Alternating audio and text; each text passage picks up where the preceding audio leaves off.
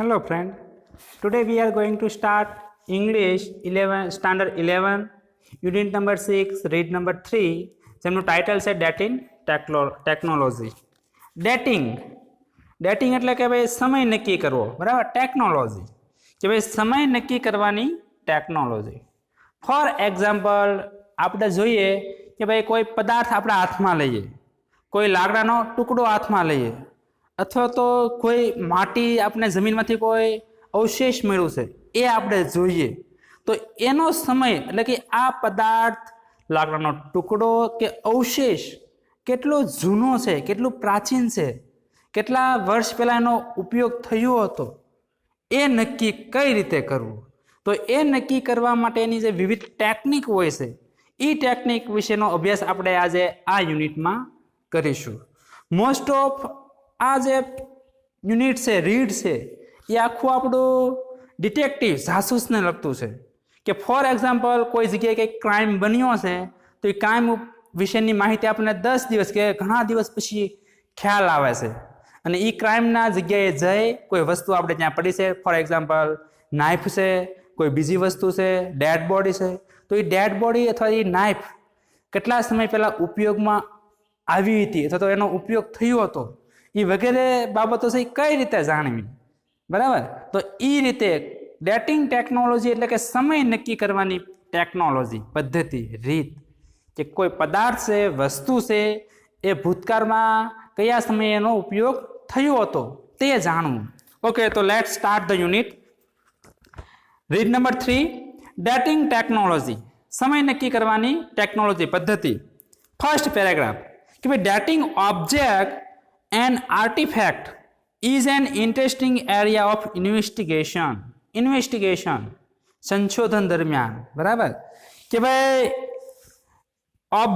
Object means પદાર્થ, and artifact means માનવ સર્જિત પદાર્થ, એટલે કોઈ કુદરતી પદાર્થ હોય તે અને માનવ સર્જિત પદાર્થનો સમય નક્કી કરવો એ ઇન્વેસ્ટિગેશન એટલે સંશોધનનો મહત્વનો વિસ્તાર છે, મહત્વની ક્ષેત્ર છે, મહત્વની બાબત છે.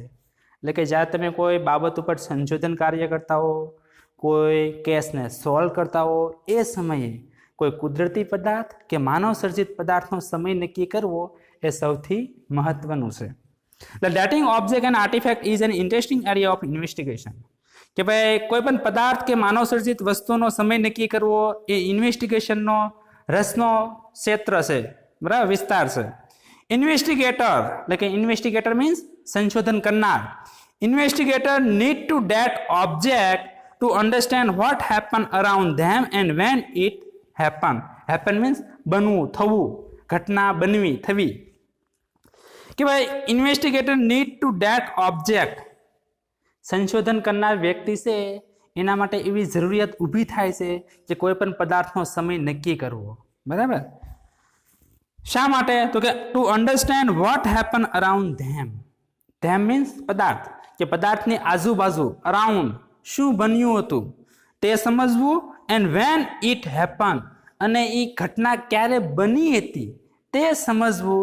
એના માટે એ પદાર્થનો સમયગાળો નક્કી કરવો એ સૌથી મહત્વનો છે. It also help to understand at what time in history a particular object was used. It also help to understand, આ ઉપરાંત એ આ પણ સમજવામાં ઉપયોગી છે. શું સમજવામાં? કે vote time in history a particular object was used. History means ઇતિહાસ, એટલે કે ઇતિહાસના કયા સમયમાં આ ચોક્કસ પદાર્થ છે એનો ઉપયોગ થયો હતો એ સમજવા માટે પણ પદાર્થનો સમય નક્કી કરવો મહત્વનો છે. Such investigations are taken up by scholars studying historical civilization, rocks, Asian culture or crime investigator, etc. કે ભાઈ such investigations are taken up by scholar, કેટલાક સંશોધનો છે એ સ્કોલર મીન્સ તજજ્ઞ, કે ભાઈ કેટલાક સંશોધનો છે એ તજજ્ઞ દ્વારા હાથ ધરવામાં આવે છે. કઈ રીતે એ સંશોધન કરે છે? તો કે સ્ટડીંગ હિસ્ટોરિકલ સિવિલાઇઝેશન, ભાઈ પ્રાચીન ઐતિહાસિક જે સિવિલાઇઝેશન સંસ્કૃતિ છે એનો અભ્યાસ કરીને, રોક ખડકો છે એનો અભ્યાસ કરીને, એશિયન કલ્ચર प्राचीन संस्कृति से एनो अभ्यास करीने और क्राइम इन्वेस्टिगेटर्स के गुना शोधकों से एनो अभ्यास करीने एक्सेट्रा वगैरह नो अभ्यास करीने तज्ञों द्वारा केटलाक संशोधनों से हाथ धरवामां आवे छे। એટલે કેટલાક નિષ્ણાત વ્યક્તિઓ હોય, તજજ્ઞો હોય, એ વ્યક્તિઓ કે ભાઈ ઇતિહાસની પ્રાચીન સંસ્કૃતિ એટલે કે રીત રિવાજો છે તે, ખડકો, પ્રાચીન સંસ્કૃતિ, ગુના સંશોધકો વગેરેનો અભ્યાસ કરી અને સંશોધનો હાથ ધરતા હોય છે. Second paragraph. Several techniques are used to establish the age of various ancient natural objects and artifacts. કે ભાઈ સેવરલ ઘણું બધું, બરાબર, ઘણી બધી સેવરલ ટેકનિક્સ આર યુઝ કે ભાઈ સેવરલ એટલે ઘણી બધી વિવિધ ટેકનિકનો ઉપયોગ થાય છે to establish the age of various ancient natural object and artifact. Various એટલે વિવિધ, ઇસ્ટાબ્લિશ મીન્સ સ્થાપવું, બરાબર, અથવા તો જાણવું. એશિયન્ટ પ્રાચીન, ઓલ્ડ એટલે કે વિવિધ પ્રાચીન કુદરતી પદાર્થ અને માનવ સર્જિત પદાર્થનો સમય નક્કી કરવા માટે વિવિધ ટેકનિકનો ઉપયોગ થાય છે. Various methods are based on radioactivity. અને આ વિવિધ જે પદ્ધતિઓ છે સમય નક્કી કરવાની, એ પદ્ધતિઓ રેડિયો એક્ટિવિટી ઉપર આધારિત છે. રેડિયો એક્ટિવિટી મીન્સ કિરણોત્સર્ગી ઉર્જા, કે ભાઈ કિરણોત્સર્ગી છે, ઉર્જા છે, એના ઉપર આ પદ્ધતિઓ આધાર રાખે છે. One method is radio carbon dating. એમાંની એક પદ્ધતિ એ રેડિયો કાર્બન ડેટિંગ છે કે ભાઈ કાર્બનનું પ્રમાણ કેટલું છે એના આધારે, તો કાર્બનના પ્રમાણને આધારે સમય નક્કી કરવાની આ એક પદ્ધતિ છે કે one method is radio carbon dating. કે ભાઈ એમાંની એક પદ્ધતિ એ રેડિયો કાર્બન ડેટિંગ છે. रेडियो कार्बन और carbon 14 is a form of the element carbon. कि भाई रेडियो कार्बन के कार्बन 14 एक कार्बन तत्वનું જ એક સ્વરૂપ છે, બરાબર, એટલે કે પોતે એક કાર્બન જ છે.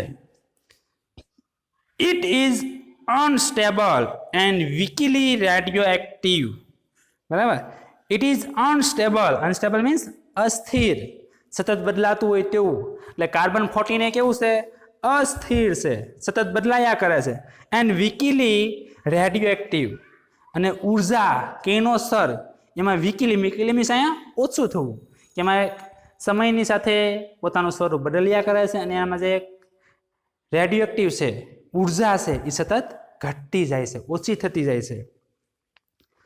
The stable forms are carbon 12 and carbon 13. એટલે કાર્બનના સ્થિર સ્વરૂપો કયા છે? કાર્બન 12 અને carbon 13. Carbon 14 constantly tax form. એટલે કાર્બન 14 છે એ સતત પોતાનું જે સ્વરૂપ છે એ બદલ્યા કરે છે. And then changes in a upper atmosphere, અને પછી ઉપરના એટમોસ્ફિયરમાં ભળી જાય છે, બરાબર. એટલે અહીંયા એક ટેકનિક આપણને આપી, કઈ ટેકનિક છે? કે ભાઈ રેડિયો કાર્બન ડેટિંગ, બરાબર. એટલે રેડિયો કાર્બન ડેટિંગની મદદથી કોઈ પણ પદાર્થ છે એનો સમય છે નક્કી કરી શકાય છે. એમાં આપણને બે વાત આપી કે ભાઈ કાર્બન 14 છે એ અનસ્ટેબલ છે, અસ્થિર છે, પોતાનું સતત સ્વરૂપ બદલ્યા કરે છે, અને કાર્બન 12 અને કાર્બન 13 છે એ સ્થિર છે. એટલે કોઈ પણ પદાર્થને નક્કી કરવા માટે કઈ ટેકનિકનો ઉપયોગ થાય છે? રેડિયો કાર્બન ડેટિંગ, એટલે કાર્બન 14 નો, બરાબર. Plants and animal tax in carbon 14 through out there life time. Plant means વનસ્પતિ, છોડ, કે ભાઈ છોડ છે તે, અને એનિમલ પ્રાણીઓ, જેમાં દરેક સજીવ આવી જાય, બરાબર, આપણે પણ આવી જઈએ. એટલે કે વનસ્પતિ અને પ્રાણીઓ છે એ પોતાના જીવન દરમિયાન કાર્બન 14 છે એ ગ્રહણ કરે છે.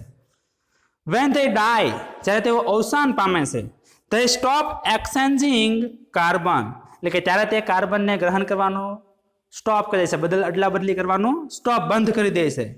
And the carbon 14 then start the decrease, અને પછી કાર્બન 14 છે એ શું થાય છે? સ્ટાર્ટ ડિક્રીઝ, એટલે કે જ્યારે વ્યક્તિ કે વનસ્પતિ છે અવસાન પામે છે ત્યારે એ કાર્બન છે એ ગ્રહણ કરવાનું બંધ કરે છે, પણ એમાં જે કાર્બન 14 છે એ ડિક્રીઝ એટલે ઘટવાનું શરૂ કરી દે છે. કેટલા પ્રમાણમાં ઘટે છે? તો કે at a rate determined by the law of radioactivity decay. કે ભાઈ કિરણોત્સર્ગ ઘટવાનું, ડીકે મીન્સ ઘટવું, કે કિરણોત્સર્ગ અથવા તો ઉર્જા જે છે એ ઘટવાનો જે એનો નિયમ છે નિર્ધારિત, બરાબર, ડિટરમાઇન મીન્સ નિર્ધાર કરેલું, નક્કી કરેલું, લો મીન્સ નિયમ, એટલે કે ઉર્જા ઘટવાનો જે નિર્ધાર કરેલો જે એમનો નિયમ છે એ નિયમના દરે, એ રેટે કાર્બન સૌથી ધીમે ધીમે સ્લોલી ઓછું થતું જાય, બરાબર. એટલે જ્યારે કોઈ વનસ્પતિ કે વ્યક્તિ છે એ મૃત થાય, અવસાન પામે, એટલે એમાં રહેલું કાર્બન સ્વરૂપ છે એ ચોક્કસ દરે અથવા તો એમનો જે કાર્બન સ્વરૂપ અથવા ઉર્જા એમાં રહેલી ઉર્જા છે એ ઓછું થવાનો જે નિયમ છે એ નિયમ મુજબ ધીમે ધીમે કાર્બન સ્વરૂપ છે એમાંથી ઓછું થતું જાય છે. This method is designed to measure this leftover radioactivity. કે ભાઈ this method is designed, કે ભાઈ આ પદ્ધતિ છે એ બનાવવામાં આવી છે અથવા એનો તૈયાર કરવામાં આવી છે to measure this left over radioactivity. Left over means વધેલું, કે એમાં કેટલી ઉર્જા બસેલી છે તેને મેજર એટલે કે માપવા માટે આ પદ્ધતિ તૈયાર કરવામાં આવેલી છે. કે કોઈ મૃત પામેલી વ્યક્તિ છે, કોઈ મૃત પામેલી વ્યક્તિનો અવશેષ મેળો છે, કોઈ વસ્તુ મરી છે, તો આમાં કેટલા પ્રમાણમાં ઉર્જા વધી છે, રેડિયોએક્ટિવ વધી છે, એ માપવા માટે આ રેડિયો કાર્બન ડેટિંગનો ઉપયોગ થાય છે અથવા રેડિયો કાર્બન ડેટિંગ પદ્ધતિ તૈયાર કરવામાં આવી છે. By knowing how much carbon 14 is left in a sample, બરાબર, કે ભાઈ સેમ્પલ એટલે કે આ નમૂનામાં કાર્બન 14 એ કેટલું વધેલું છે એ જાણીને the age of the organism, બરાબર, ઓર્ગેનિઝમ મીન્સ સજીવ, કે આ જે સજીવ છે એનો ઉંમર, વેન ઇટ ડાય, અને તે ક્યારે અવસાન પામ્યું હતું, કેન બી નોન, એટલે કે જાણી શકાય છે. એટલે કે કોઈ નમૂનો લઈએ છીએ, કોઈ અવશેષ લઈએ છીએ, એમાં કાર્બન 14 કેટલા પ્રમાણમાં વધેલું છે એ જાણીને એ સજીવની ઉંમર અને એ ક્યારે અવસાન પામ્યું હતું એ જાણી શકાય છે. Last paragraph. Other method are also use like archaeomagnetic dating. એટલે એક અહીંયા પદ્ધતિ આપણી મેથડ છે પૂરી થઈ, કયો? રેડિયો કાર્બન ડેટિંગ, જેમાં કાર્બન 14ની મદદથી આપણે કોઈ પણ પદાર્થ છે એના સમયને નક્કી કરી શકીએ છીએ.